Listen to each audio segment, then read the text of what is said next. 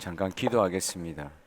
하나님 아버지, 오늘 어버이 주일을 맞이하여 우리와 함께 예배 드려야 할 많은 부모님들, 다 흩어져 계신 부모님들, 이 시간 함께하여 주옵시고, 성령 하나님 우리 공동체 가운데 함께 하신 것 같이 흩어져 예배 드리는 모든 우리 부모님 세대의 성도님들 한 분 한 분의 영혼을 주님께서 강력하게 붙잡아 주실 줄 믿습니다. 오늘 예배 가운데 우리가 성령 안에 하나 되게 하여 주시옵소서.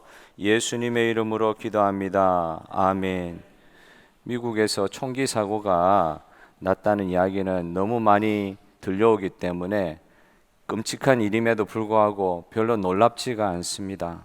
또 생겼구나. 그런데 5월 6일 날 며칠 전이죠. 미국 댈러스, 텍사스주에 있는 댈러스라는 도시에서 벌어진 총격 사건의 그 피해자들에 관한 소식은 특별히 한인들 같은 경우 한인 이민자들에게 많은 아픔을 주는 이야기입니다. 이 사건으로 희생된 사람들 중에는 재미교포이자 신실한 성도인 조규성, 그 다음에 그 아내인 강신영, 3살 제임스가 포함되어 있습니다. 38살 나이에 젊은 아빠는 이민 변호사였고 같이 죽은 젊은 엄마는 치과 의사였다고 합니다. 4명의 가족 중에 6살 장남 윌리엄만 살아남았다고 합니다. 윌리엄도 총상을 입었어요, 사실. 그렇지만 어떻게 살아났느냐? 엄마의 품 안에서 살아남을 수 있었다고 합니다. 엄마가 그 급박한 상황 속에서도 아이를 품고 아이 대신 총알을 막아낸 것입니다. 엄마의 사랑은 하나님의 사랑을 제일 많이 닮아 있는 것 같아요. 대신 죽는 사랑인 것입니다. 평소에는 그렇게 안 보일 수도 있지만 맨날 때리고 뭐 그러면 그렇게 안 보일 수도 있지만 가장 결정적인 순간에 엄마의 사랑은 아이를 대신하여서 죽을 수도 있는 그런 사랑이다. 아이를 잉태하고 출산할 때 저는 남자라서 그걸 몰랐는데 제 아내가 아기 낳는 걸 병실에 들어가서 병실이 아니죠. 산실이라 그러죠. 아기 낳는 곳에 들어가서 보니까 피가 많이 나는 것 같더라고요. 그리고 저를 죽일 듯이 쪼아보는 그 눈빛을 잊지를 못하겠습니다. 너무너무 아프다는 거죠. 죽을 소리를 들어보면 죽는갑다 하고 아기가 응애하더라는 것이죠. 죽는갑다 하는 순간에 그 정도로 그 희생하면서 출산의 고통을 참아내면서 태어난 새 생명을 위해서 엄마는 자기 생명까지도 포기하면서 그렇게 헌신하는 존재라는 것이죠. 물론 아빠도 그럴 수 있습니다. 아빠의 사랑도 그럴 수 있습니다. 이 부모의 사랑은 어쨌거나 인간이 경험할 수 있는 하나님의 사랑에 가장 가까운 것 아니겠나. 하나님 눈에 안 보이시지만 부모의 사랑에서 그 어떤 한 부분에 하나님의 사랑의 한 부분을 체험을 할 수는 있는 것 같아요. 이사야 53장 5절의 말씀에 그가 찔림은 우리의 허물 때문이요 그가 상함은 우리의 죄악 때문이라. 대신 아프고 대신 상처받고 죽는 데까지 희생하는 것은 진정으로 사랑하기 때문에 그렇게 희생할 수 있는 거 아닙니까? 자기를 희생하는 하나님의 사랑을 제일 많이 닮은 부모의 사랑이라는 것이죠. 부모는 어떻게든 자녀들을 살리려고 하잖아요. 우리 하나님 예수님처럼 부모가 아무리 사랑하려고 하지만 그렇지만 자녀에게 해줄 수 없을 때가 있는 것 같아요. 우리 하나님은 우리를 위해서 모든 것 다 해주실 수 있는 분이시지만 우리 사람 부모는 마음은 그렇지 않은데 다 해주고 싶은데 해줄 수 없을 때가 있잖아요. 그게 사실 엄마로서 부모로서 가장 큰 고통일 수도 있어요.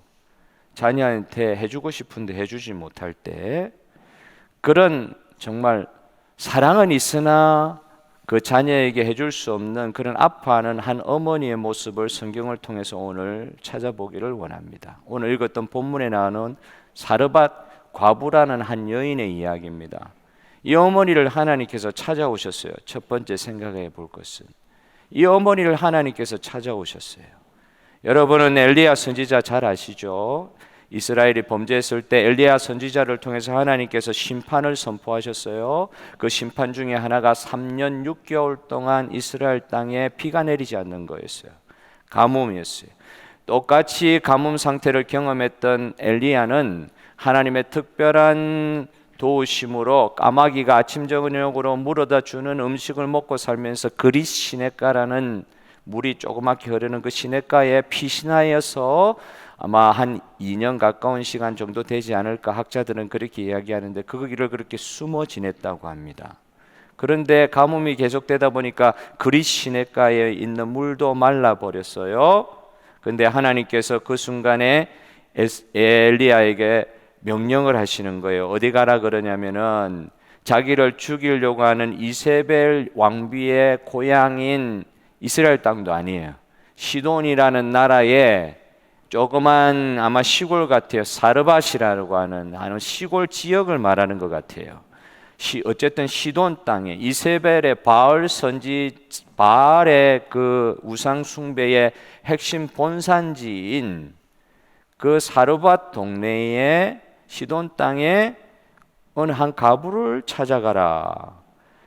그 가부는 남편을 아마 가뭄 때 잃었는지 전쟁하면서 잃었는지는 모르겠지만 홀로 독자 남자아이 하나를 키우는 그 가부였습니다. 참 이상한 것은 분명히 하나님은 엘리야에게 야, 너 지금 시냇물 말랐으니까 너 지금 먹고 살 길이 막막하니까 어디 가냐? 시돈 땅에 한 가부에게 가서 그 가부한테 먹을 거 달라. 그렇게 이야기하면 줄 것이다. 분명히 하나님 이야기하셨는데 참 이상한 일은 성경은 이해할 듯 말 듯한 거예요.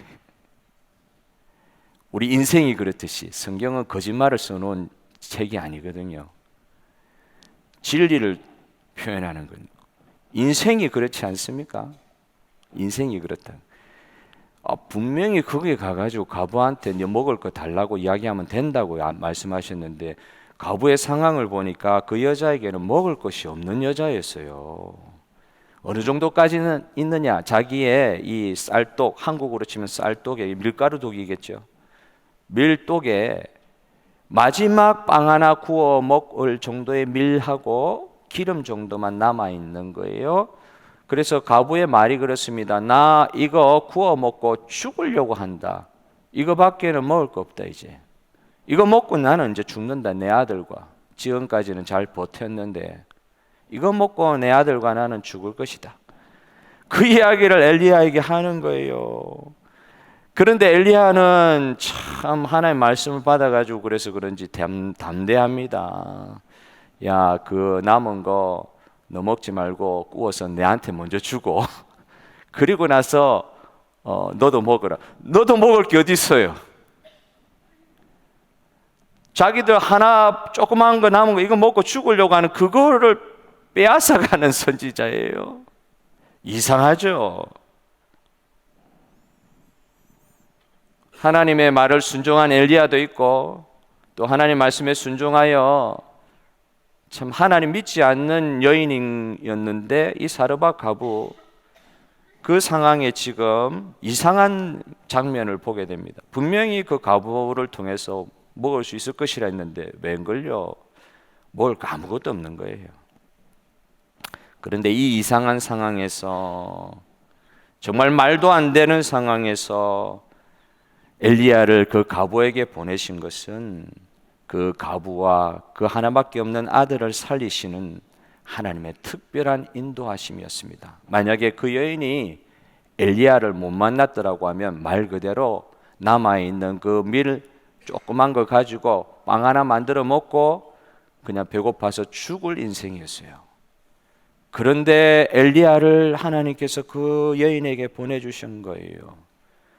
이스라엘 땅, 여기는 시돈이랬죠. 이스라엘 땅 아니에요. 이스라엘에도 가뭄으로 3년 6개월 동안 비가 안 내릴 것이니까 한 2년 정도 지날 때니까 가뭄이 극심히 절정에 치달아 오를 때 남편과 아버지를 잃은 가정이 이스라엘에도 많이 있었을 거예요. 근데 하나님께서는 이 바알과 아세라의 원산지인 시돈 나라에서 하나님을 알지도 못하고 살던 한 과부에게 엘리야를 보내서 찾아가시는 장면을 오늘 보게 됩니다. 엘리야가 그 과부의 남은 한 떡을 뺏어 먹으려고 간 게 아니고, 예수님이 여러분의 가정에 오기에 여러분을 힘들게 하려고 오신 것이 아니고, 그 극악한 상황에서 구원하시기 위해서 엘리야를 통해 그 여인을 찾아갔던 것입니다. 절체절명의 위기 가운데 있는 하나밖에 없는 아들, 자기 목숨마저도 잃어버릴 수 있는 이 상황이 있는 여인에게 엘리야를 통해서 하나님께서 찾아가시는 거예요. 예수님께서는 누가복음에 보면 한번 읽어보겠습니다. 누가복음 4장 25절 26절, 이게 언제 때냐? 예수님이 처음 사역을 시작할 때, 공적으로 나사렛 회당에서 처음 사역을 시작할 때 이 말씀을 이스라엘 랍비들 앞에서 하고 계신 거예요. 내가 참으로 너희에게 이르노니 엘리야 시대에 하늘이 3년 6개월간 닫히어 온 땅에 큰 흉년이 들었을 때에 이스라엘에 많은 과부가 있었으니 엘리야는 그중 한 사람에게도 보내심을 받지 않고 오직 시돈 땅에 있는 사렙다의 한 과부에게 뿐이었으며, 이 세상에 얼마나 많은 사람들이 있습니까? 또 우리가 보기에 선택받을 만한 이스라엘과 같은 택자들 같이 보이는 그런 과부, 어려움 당하는 사람들도 이스라엘 땅에 많았을 것임에도 불구하고 하나님은 엘리야를 통하여 믿지 않는 이방 여자, 아들 하나만 의지하는데 그 아들도 자기와 함께 죽을 수밖에 없을 것 같은 그런 어려움을 당하고 있는 정말 아무 희망 없는 한 여인, 한 과부를 찾아오셨던 것입니다. 여러분, 처음부터 예수 믿는 사람이 어디 있습니까? 예수님이 말씀으로, 선지자로, 전도자로 찾아오셔야 우리가 예수님 믿을 수 있었던 것 아닙니까? 처음부터 내가 어떻게 예수님을 믿을 수 있습니까? 처음부터 교회 나오는 사람이 어디 있습니까? 하나님이 먼저 내 삶에 찾아오셔야, 오셔서 교회에 올 수 있도록 만들어 주셔야 우리가 교회에 나올 수 있는 거 아닙니까? 오늘 이 시간 예배하는 자리도 어떻게 여러분들이 오실 수 있습니까? 우리 하나님께서 오실 수 있는 환경을 만들어 주심을 찬양합니다. 아무도 예수 믿을 수 없습니다. 자기 힘으로. 아무도 주님 찾아갈 수 없습니다. 자기 의지로. 하나님께서 먼저 찾아오셔야 우리가 주님을 믿을 수 있는 것입니다. 이 과부의 경우처럼 믿지 않는 여자였어요. 오늘 이곳에서 예배하고 있는 다음 세대, 부모님과 함께 예배드리고 있는 젊은이들 혹은 우리 자녀들, 이 자리에 사실은 우리 교회에 많은 분들이요, 처음 일대 예수 믿는 분들도 많지만 결국은 부모의 신앙 따라가지고 마지못해 교회 나가다가 자기의 예수님을 인격적으로 만나고 제대로 예수 믿고 지금 세워져서 예배자로 우리가 이 시간 나오고 있는 경우가 얼마나 많습니까? 인생의 어려운 시기에, 절망 같은 시기에 우리 부모님을 우리보다 먼저 믿은 나 일가 친척의 어떤 누군가를 통해서 우리 부모님에게 찾아와 주셨기 때문에, 그 부모님도 처음부터 예수 믿는 분이었냐? 아니었다. 희망이 없었단 말이에요. 그런데 우리 주님께서 우리 부모님을 통하여 예수 믿게 하시고, 부족한 우리들도 우리의 인생에 부모님 통해서 받은 신앙으로 이 시간 서게 하여 주시고, 주님께 예배드리는 자로 이 시간 주님을 인격적으로 만난 자로, 주님을 바라보는 자로 이 시간 서게 하여 주신 그런 믿는 부모님 주시고, 또 당대에 나를 사르밧 과부를 찾아와 주시듯이 찾아와 주셔서 지금 이 시간 하나님을 섬기게 하여 주신 주님의 은혜를 찬양하는 시간 되기를 바랍니다. 두 번째, 이렇게 어머니를 찾아와 주셨잖아요. 우리 부모님을 찾아와 주셨잖아요. 나에게 찾아와 주셨지 않습니까? 그런데 이름도 나와 있지 않아요. 성경에 그냥 사르밧에 있는 과부라고 표현하고 있지 이름도 나와 있지 않아요. 이 여인은 하나님을 알지 못하는 사람이었습니다. 그런데 아까 말씀드린 것처럼 굶어 죽어가는 상황에 대뜸 찾아와 가지고 밥 달라. 내가 죽을 판인데 밥 내놔라. 아마 제가 그랬으면 아마 여러분들 진짜 어쨌을까 좀 상상을 한번 해봤습니다. 내가 죽을 판인데 밥 내놔라. 이런 엘리야 선지자에게 이 여인이 뭐라고, 우리가 읽지는 않았지만 그 본문 뒤에 보면 뭐라고 나와 있냐면은 당신의 하나님 여호와께서, 이런 말을 하고 있어요. 그 당신의 하나님이란 말은 내 하나님 아니라는 뜻이에요. 내 하나님 아니에요. 하나님 믿지 않는다는 말입니다. 사실 이 여인에게 믿음이 있었던 것은 아니에요. 어떤 분들 나 다 이해해야 믿음이 생기는 거지, 다 이해해야 순종할 수 있는 거지, 이해 못하는데 어떻게 순종할 수 있느냐, 말도 안 되는 거. 지금 내 상황을 보면서 여기서 밥 달라고? 놀부 흥부 이야기 아시잖아요. 밥 있어도 싸대기를 때리는 판인데,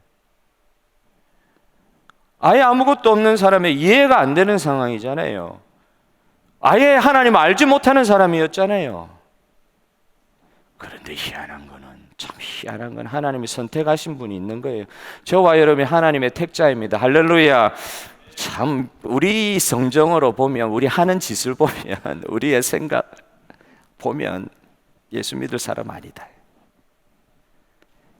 그런데 그 여인은 하나님 알지 못했는데요, 근데 이 엘리야의 말에 그렇게 순종을 하는 거예요. 순종하고 나서는 끝이냐? 순종하는 가운데 이상한 일을 경험합니다. 이상하죠? 일어날 수 없는 일이 일어난 거예요. 분명히 비어야 할, 마지막 남은 밀이라고 해서 퍼서 했으니까 그 비어야 되는데, 비어야 할 항아리에서 밀가루가 떨어지지 않는 이상한 일, 소위 말해서 기적을 체험한 거예요. 하나님을 믿으면서 우리는 수많은 기적을 체험합니다. 우리가 인정하지 않아서 그렇지, 오늘도 안전하게 하시고, 오늘도 죽을 병에서 살리시고, 오늘도 우리로 새롭게 하시는 하나님의 그 기적이 진짜 우리 마음에 확신되는 시간 되기를 바랍니다. 수많은 기적을 체험하는데도 우리는 그걸 인정하지 않으려고 하는 경우가 많은데, 보통 기적은 언제 일어나느냐, 성도에게 기적은 언제 일어나느냐 할 때 오늘 말씀을 따르면 말씀을 순종할 때 체험된다. 안 믿어지고 믿기지 않지만 말씀이 있으니까, 이 여자는 아예 믿음이 없었어요. 그런데 예를 들면 우리는 그래도 교회 나가잖아요. 믿음이 있는 것 같아도 연약할 수도 있고 잘 믿어지지 않는 그런 상황들 우리가 맞이하면서 신앙생활하고 있는데, 그런데 이런 상황에서도 단순하게 순종할 때 이런 놀라운 일들을 경험하게 되는 일들이 많이 있더라. 여기 보면, 본문에 보면 엘리야의 말대로라는 말이 있는데, 엘리야의 말은 자기 엘리야 개인의 말이 아니라 하나님의 말씀을 받아서 행동하는 엘리야, 그 말씀을 전하는 그 엘리야의 말에 순종하는 것이 중요하다는 것을 보여줍니다. 그러니까 엘리야의 말이 아니라 하나님의 말씀을 믿어지지 않는 가운데 단순하게 순종하였을 때 어떤 결과가 있느냐? 놀라운 일들을, 생각하지 못했던 일들을 미처 생각하지 못했죠. 이제 나는 이거 먹고 죽는다 하는 그 인생에, 그리고 마지막 그것마저 빼앗아가는 선지자를 만났지만 놀라운 인생이 펼쳐지는데, 하나님의 말씀을 순종하게, 단순하게 순종할 때 벌어지는 그 삶의 체험들을 오늘 본문은 적어놨습니다. 이 비슷한 체험들이 누가복음 5장 5절에 예수님의 제자들의 체험들이었잖아요. 시몬이 대답하여 이르되 선생님, 우리가 밤이 새도록 수고하였으되 잡은 것이 없지만은 말씀에 의지하여 내가 그물을 내리리이다. 어부의 지식으로 밤에 고기 잡으러 갔다가 한 마리도 못 잡았다. 전문가인데 한 마리도 못 잡았는데 지금 아침에 다시요, 날 샜는데요, 밤에 한 하루 전에 그물 내리는 거지. 이 다 밤 새도록 했는데 안 되는 건데 그물을 내리라는 거예요. 예수님은 몫으로 알고 있는데, 어부인 내가 아는데 왜 그물을 내리라 그러는 거예요. 말도 안 된다. 그러고 안 내렸으면은 아무 일도 경험하지 못했는데 베드로의 고백이 그런 거예요. 말씀에 의지하여 내가 그물을 내리리이다. 야, 믿을 마음 주신 하나님을 찬양합니다. 이거 믿을 마음을 주시는 거예요. 내가 믿는다 그러면 내가 믿는 게 아니에요. 믿을 마음을 하나님께서 주셔야, 그래야 말씀에 의지하여 하는 경험도 나오는 거 아니겠어요? 믿을 마음 하나님 주시는 거더라고요. 말씀을 믿고 의지하여, 순종할 수 없는 상황인데 말씀을 믿고 의지하여 순종할 때 놀라운 일이 일어난다. 이것은 체험한 사람들만 알지, 아무리 글자로 떠들고 아무리 사기치듯이 그냥 교원 영색으로 좋은 말 많이 해가지고 사람 마음이 변하는 거 아니다. 사람은 하나님께서 믿음을 주셔야 믿음으로 반응할 수 있습니다. 할렐루야. 그와 동시에 믿음을 받은 사람이 믿음으로 반응할 때에 그건 실제로 체험해봐야, 말씀을 의지하여 믿음으로 금을 내려봐야 그때 체험하는 거 아니겠습니까? 요한복음 2장 9절에 연회장은 물로 된 포도주를 맛보고도 최상의 포도주가 잔치 제일 뒤에 나온다. 있을 수 없는 일이 벌어졌다. 사실은 그 집에 포도주 다 떨어졌었는데 물을 포도주로 만든 역사는 연회장은 몰라요. 포도주 마시는 사람들도 몰라요. 누구만 아느냐? 물돈 하인들은 알더라. 물돈 하인들이 무슨 일을 했느냐? 마리아에게 들은 게 있거든요. 다만 그가 시키는 대로 해라, 이 말 듣고 하인들은요, 물을, 포도주 가져오라고 난리법석인데 예수님은 항아리에 물 떠온 거 그거 그대로 가져가라 그러니까 순종하기 어렵죠. 그런데 들은 게 있잖아요. 믿음이 없는 상태라도 들은 게 있잖아요.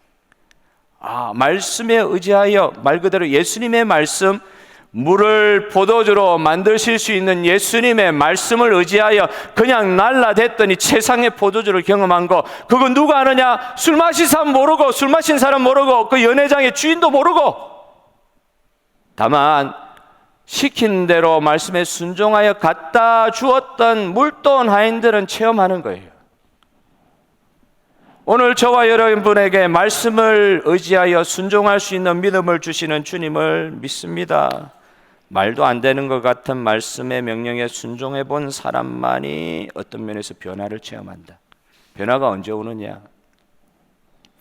내 의지를 내려놓고 내 안에 나를 주장하고 있는 의지가, 내 삶을 내가 주장하는 게 맞죠. 근데 내 삶의 주인이 내 것 같았는데 그 사람이 예수님을 만나고 내 삶의 주인은 예수님입니다. 그럴 때 변화가 일어나는 거 아니겠어요? 물이 포도주가 되는 것은 하나님만이 하실 수 있는 것입니다. 그리고 그런 변화는 말씀에 순종하는 자들이 체험할 수 있는 것입니다. 엉뚱하게 들리는 엘리야 선지자 말이라 할지라도 믿음조차 없었고 하나님을 알지 못하고 오히려 이 바알의 우상 숭배에 쩌들어 있는 여자일 수도 있었는데, 그가 찾아온 이 죽음의 순간에 찾아온 엘리야 선지자의 하나님의 말씀을 듣고 그 말씀조차도 말도 안 되는 이야기다. 마지막 하나 빼들어 간단 말이야. 이게 말이 되냐? 이걸 믿으라고 할 그때에 믿음 누가 주시는 거라고요? 내가 가지는 거예요? 아니요. 하나님 믿음 주셔가지고 그걸 순종할 수 있는 믿음이 생겼다는 게 놀라운 거예요. 그게 하나님의 은혜입니다. 할렐루야. 이게 하나님의 은혜예요. 믿을 수 없는 중에 믿게 되는 것이 하나님의 은혜예요. 여러분의 지식과 의지력으로 믿을 수 있다? 내가 무너져야지요. 내가 믿음을 가지고 하나님 앞에 나아갔다 그러면 맨날 내 믿음이에요. 내 믿음. 그래가지고는 하나님 앞에 깨어지지는 못하는 것 같아요. 오늘 이 시대에, 우리 전 세대에 우리 부모님에게서는 이런 체험 신앙 가진 분들이 많이 계셨어요. 오늘 이 시대에 필요한 신앙이라고 생각합니다. 그리고 회복되어야 될 신앙의 가치라고 생각합니다. 글자를 믿는 것이 아니라 살아계신 하나님의 말씀으로 체험하는 역사를 허락하여 주시옵소서. 하나님을 진실로 체험한 이야기들. 최근에 저는 이 영화 보지는 못했는데 이것도 기독교 외국 미국 방송을 보다가 앵커가 하는 이야기를 들었어요. 예수혁명이라는 Jesus Revolution이라고 하는 영화가 이번 해 2월 달에 나왔다 그러는데 그 영화가 아주 기독교 영화인데 소위 말해서 흥행을 했다고 그러더라고요. 그 영화의 주인공인 두 사람이 나오는데 한 사람은 여러분 혹시 아시는지 모르겠는데 이 갈보리 채플의 척 스미스 목사님 한 사람이고 또 한 사람은 그의 제자인 그렉 롤이라고 하는 지금 아마 캘리포니아 리버사이드라는 곳에 있는 걸로 알고 있는데 하비스트 교회 미국에서 아마 몇 번째 갈 겁니다. 메가처치의 담임 목사인데 그 메가처치 담임 목사라고 꼭 위대한 사람 그런 건 아니겠죠. 그런데 이분은 척 스미스 목사님의 직계 제자예요. 원래 이 사람은 히피였습니다. 히피. 마약 중독자, 자유연애주의자, 그리고 엔티 크리스찬이에요. 엔티 크리스찬. 젊을 때 마약 먹고 자유연애하고 교회에 완전히 등을 돌린 완전히 무너져 있던 인생. 그 사람의 이름이 그렉 롤이래요. 완전히 끝에 가 있던 인생이 그 척 스미스 목사님도 기본 전통교회를 이렇게 섬기다가 어느 날 그렇게 은혜를 받았는지 그 주변에 있는 히피들이 몰려오는 교회를 섬기게 된 거예요. 그 히피들 여러분 혹시 70년대 기억나시는지 모르겠는데 형편없잖아요. 지금 이 불황자들처럼 이렇게 집을 가지지 못하시고 바깥에서 사시는 분들 있잖아요. 노숙자들보다 더 못한 행색을 하고 있는 그런 히피가 그 교회로 쏟아져 들어오기 시작한 게 갈보리 교회였어요. 70년대 히피들 가운데 부흥이 일어났는데 그 부흥의 주역이 갈보리 교회였고 그 히피 중에 한 사람이 그렉 롤이 목사님이었어요. 완전히 끝에 가 있던 인생이 예수님을 만남으로써 소위 말해서 혁명과 같은 변화가 그 삶에 시작된 이야기를 그 영화를 통해서 보는데 그 앵커가 이렇게 이야기하는 거예요. 자기가 지금 미국에 살고 있는데 이렇다는 거예요. 어느 설문조사를 해보니까 미국에는 양당제도가 우리 호주도 그럴 수 있는데 양당제도 공화당이 있고 민주당이 있는데 공화당의 18%의 공화당원은 민주당원들이 없어져야 이 나라가 좀 더 나아질 것이다. 설문조사를 하니까 민주당원들이 다 없어져야 이 나라가 좀 나아질 것이다. 똑같은 질문을 민주당원한테 질문을 해보니까 민주당원의 15%가 이 나라에 공화당원이 다 없어져야 이 나라가 바로 설 수 있을 것입니다. 나아질 것. 그러니까 죽어도 괜찮다는 거예요. 적이니까.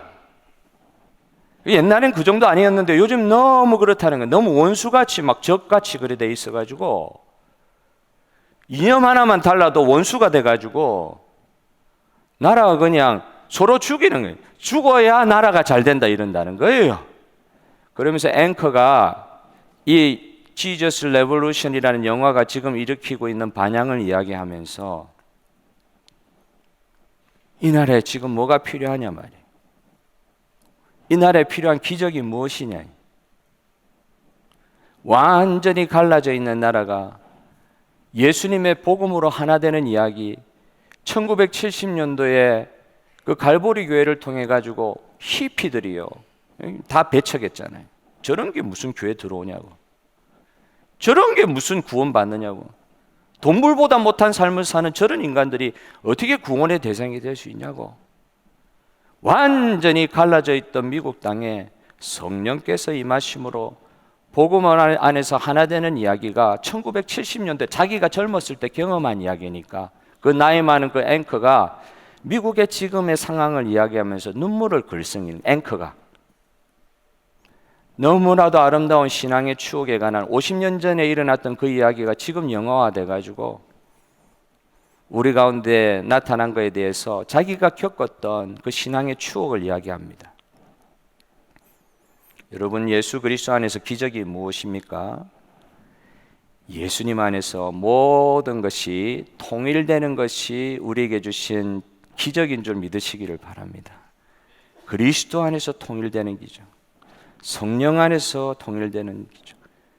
믿을 수 있을 것 같지 않았던 히피들이 교회 안으로 들어와 가지고 그렉 로리 같은 시대의 사역자가 되는 역사가 일어나는, 히피가 교회 안에 들어와서 미국에서 제일 큰 교회를 섬기는 목사님이 되는 그런 역사들이 일어날 수 있는 곳이 교회고 믿음의 가정인 줄 믿습니다. 교회 밖에 있는 우리 아이들이라 할지라도 신앙의 부모의 기도를 통하여 믿음 안에서 하나 되게 하여 주시옵소서. 그런 은혜 주님 주시옵소서. 내 당대에 그런 은혜 보게 하여 주실 줄 또 믿습니다. 내 당대에 그런 기도를 하는 우리 부모들의 기도를 외면치 아니하실 주님을 믿습니다. 예수 안에서 하나 되는 우리 가정 되게 하여 주시옵소서. 그렇게 보니까 우리 가정은 어떤 가정이냐? 마지막으로 영원한 가족이 되었다. 이게 이제 가족은 가족인데 어떤 가족이라고 따라하겠습니다. 영원한 가족, 영원한 가족이 되었다. 가족은 가족인데 영원한 가족이 되었다. 여러분, 예수님 안에서 하나님 만나가지고 기적과 같은 놀라운 일들을 경험하고 좋은 일만 누리면 좋겠지만, 여러분 예수 믿는다고 해도 이해할 수는 없는 일들을 저와 여러분이 경험하잖아요. 엘리야 선지자를 사르밧 과부가 만났습니다. 그리고 어느 정도 시간인지는 모르겠는데 꽤 긴 시간 동안 말 그대로 밀독에서 쌀독에서 곡식이 없어지지 않는 그런 기적을 체험하면서 놀라운 생활을 하고 있던 중에 갑자기 하나밖에 없는 아들이 죽어버리는 일이 일어난 거예요. 이 사르밧 과부에게. 아이고. 그래서 사르밧 과부는 엘리야에게 소리를 칩니다. 열왕기상 17장 18절에 하나님의 사람이여, 엘리야에게 하나님의 사람이여, 당신이 나와 더불어 무슨 상관이 있기로 내 죄를 생각나게 하시고 또 내 아들을 죽게 하려고 내게 오셨나이까? 결과가 이겁니까? 잠시 배부르게 하시더니만 결과가 이겁니까? 얼마나 괴로웠겠어요, 그 엄마 마음이. 그렇죠? 부모는 아시잖아요. 얼마나 찢어지는 아픔일지. 그런데 여기서 그 아픈 마음을 가지고 있는 그 엄마가 그래도 전과는 다른 거예요. 여기에 그 전에 처음 엘리야 만났을 때 뭐라고 이야기하냐면 당신의 하나님, 자기 하나님 아니죠. 근데 여기서 괴로운 상황 가운데 엘리야를 부르는 또 다른 호칭이 있어요. 하나님의 사람이여. 이 말은 당신의 하나님하고는 전혀 느낌이 다릅니다. 이해는 안 가지만 하나님의 사람이여. 하나밖에 없는 아이를 잃은 그 마음이 어떠하겠습니까? 그런데 그렇게 외치면서도 하나님의 사람이여 하는 그 여인에게서 하나님은 이야기를 멈추지 않으셨습니다. 엘리야도 힘들었겠죠. 그도 사람인데 그는 하나님이 아니잖아요. 예수님 같은 하나님이 아니잖아요. 너무너무 힘들어가지고 다락방에 그 죽은 아이를 데리고 올라가서 그 시신에 몸을 엎드리고 간절히 기도하는 엘리야의 모습이 나타나고 있습니다. 그도 사람이잖아요. 이런 일이 일어날 수 있다니 실컷 살려놓았는데 이런 일을 하나님 이렇게 하시려면 왜 이렇게 하셨냐고. 그런데 하나님 기도 후에 하나님께서 또 기적을 베풀어 주셨습니다. 엘리야의 품으로 아이를 생명을 다시 보내주셨습니다. 그리고 그 아이를 안고 그 어미에게 내려옵니다. 보라, 너의 아들이 살아났느니라. 과부의 어머니는 과부의 어머니는 놀라면서 이렇게 대답합니다. 당신의 입에 있는 여호와의 말씀이 진실한 줄 아노라. 이제야 내가 당신이 말하는 하나님이 진짜 하나님인 줄 진실하게 믿게 되었노라. 그 그 극심한 위기를 통하여 하나님을 더 진하고 더 확실한 하나님을 만나게 되는 역사, 오늘 저와 여러분의 삶 가운데도 허락하여 주실 줄 믿습니다. 고난이 더 깊습니까? 아픔이 더 깊습니까? 그러면 그 극심한 아픔과 고난 속에서 더 깊이 하나님을 만날 수 있는 기회를 하나님이 허락하여 주실 것이다. 이런 아이가 살아나는 일은, 죽은 사람이 살아나는 일은 엘리야 시대에 없었던 일이었겠죠. 그런 일이 어디 있어요?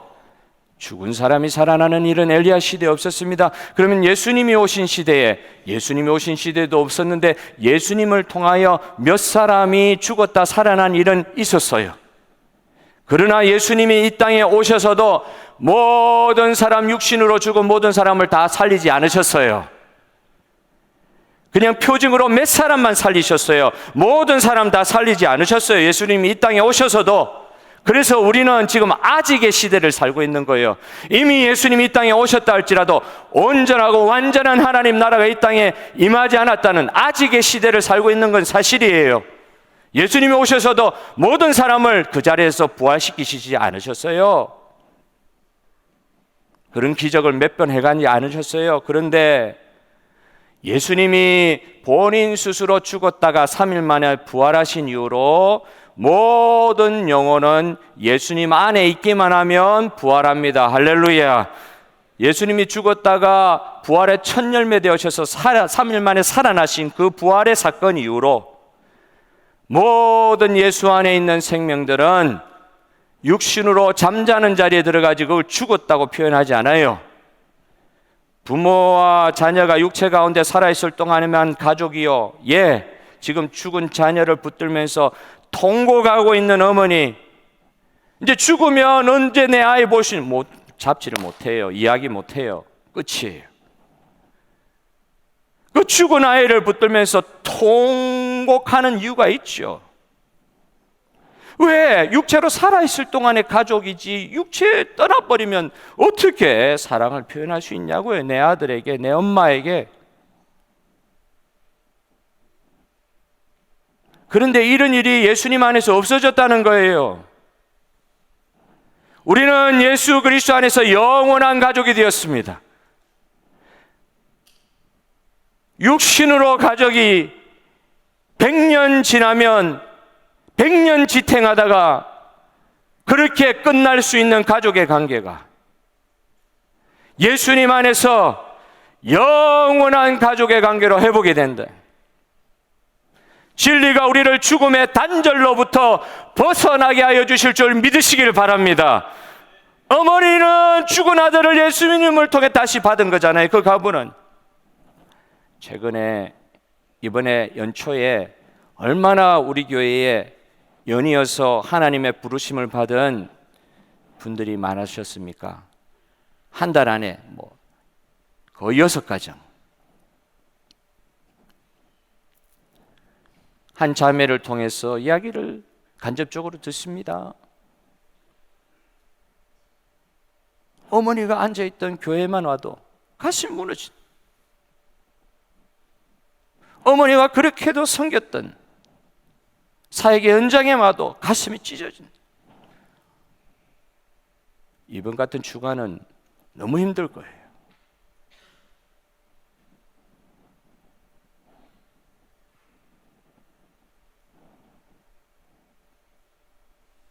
그러나 우리 주 예수 안에서 영원한 가족은 절대 단절되거나 떨어질 수 없습니다. 예수 안에서 영원한 가족 되게 하시는 주님 때문에 위로받는, 혹시 부모님 잃으셨어요? 또 자녀를 잃으셨어요? 예수님 안에서 영원한 가족 때문에 인하여 진정한 생명의 위로를 받는 이 하루가 되시기를 주님의 이름으로 축복합니다. 육신의 100년 기껏해야 살다가 그 관계 맺다가 끝나버리는 게 아니라, 물론 제사 지내고 이렇게 하는 거 보면 그 이후로도 부모님의 관계 유지하려고는 애를 쓰지만 실체가 없잖아요. 그러나 부활은 실체가 있습니다. 지금 우리는 부활 사이에 사는 사람들이에요. 완전한 부활 사이에. 부활을 바라보게 하시고 영원한 가족 되어서, 그래서 기도하셨지만 믿지 않는 부모, 믿지 않는 자녀를 생각하면서 간절한 눈물과, 특별히 오늘 어버이날을 맞이하여 우리 시대에, 우리 전 시대에 눈물이 많았던 어머니들의 기도를 기억합니다. 오늘 이 시대에 그냥 조금 애석한 거, 제가 잘 보지 못해서 그랬을 수도 있는데, 오늘 이 시대에 회복되어야 될 기도의 가치, 어머니의 눈물이 필요하대. 어머니의 눈물이 필요하대. 믿지 않는 다음 세대, 지금 우리는 교회를 이루고 있지만 서구 유럽의 교회들처럼 다 무너져갈 그런 현상을 바라보고 있는 참 비참한 다음 세대의 삶. 잘 살면 뭐합니까? 100년 살다가 끝날 인생 산다고 하면 얼마나 불행합니까? 여러분, 오늘 우리 주 예수 안에서 영원한 가족 되기를 위하여 눈물을 흘릴 수 있는 부모와 자녀되는 오늘 이 주일 되시기를 주님의 이름으로 원합니다. 내 삶을 통해서 완전한 주님의 은혜를 체험하는 그런 기도가 필요한데, 눈물의 기도인 것 같아요. 너무 간절하니까 이 세상에 살다가 그냥 헤어져 버리는 나의 제일 사랑하는 존재들이요. 그러니까 더 가슴 아픈 거예요. 더 가슴 아픈 거예요. 그러니까 더 간절하니까 눈물이 나오는. 사실은 문제 있다 할지라도 간절하지 않으면 눈물 잘 안 나오는 거죠. 진짜 절체절명의 순간에서 간절하니까 통곡도 나오고 가슴에 사무치면서 기도가 되는 거죠. 내 부모들이 하나님의 사람이 되게 하여 주시옵소서. 내 자녀들이 하나님의 사람들이 되게 하여 주시옵소서. 영원한 가족 되게 하여 주시옵소서. 사르밧 과부에게 단순히 죽었던 아들 돌려주신 것은 부활에 대한 하나의 예정밖에는 아니에요. 그러다 그 아이는 다시 죽는 거예요. 그러나 예수 이후에 우리는 영원한 가족이 되었습니다. 그 영원한 가족, 천국의 삶으로 우리 가정을 변화시켜 가실 주님을 믿으며 이 시간 주님 앞에서 한번 기도하겠습니다.